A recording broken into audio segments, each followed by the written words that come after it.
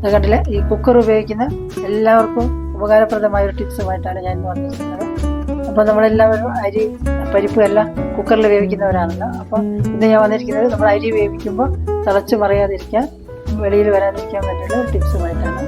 ഞാനിവിടെ ആവശ്യത്തിന് അരി എടുത്ത് കഴുകി ആവശ്യത്തിന് വെള്ളം ഒഴിച്ച് ഇവിടെ വെച്ചിട്ടുണ്ട്. അപ്പോൾ ഞാൻ ഇവിടെ കുറച്ച് വെളിച്ചെണ്ണ എടുത്തിട്ടുണ്ട്. ഈ വെളിച്ചെണ്ണ ഇങ്ങനെ കുക്കറിൻ്റെ ഉള്ളിൽ പുരട്ടി കൊടുത്താൽ അരിയെല്ലാം ഒന്ന് തിളച്ച് വെളിയിൽ വരില്ല. നമുക്ക് കുക്കർ മൂടി വെച്ച് സ്റ്റൗവിൽ വെക്കും. ഞാൻ കുക്കർ ഇവിടെ സ്റ്റൗവിൽ വെച്ചിട്ടുണ്ട്. ഇനി നമുക്കിത് സ്റ്റീം വന്നിട്ട് വെയിറ്റ് വയ്ക്കാം. സ്റ്റീം വന്ന് നമുക്ക് വെയിറ്റ് വെച്ച് കൊടുക്കാം. ഇതാ ഇവിടെ ഇപ്പോൾ വിസിൽ വന്നു. പുറത്തേക്കൊന്നും തിളച്ച് വന്നിട്ടില്ല, പുറത്തേക്കൊന്നും ആയിട്ടില്ല.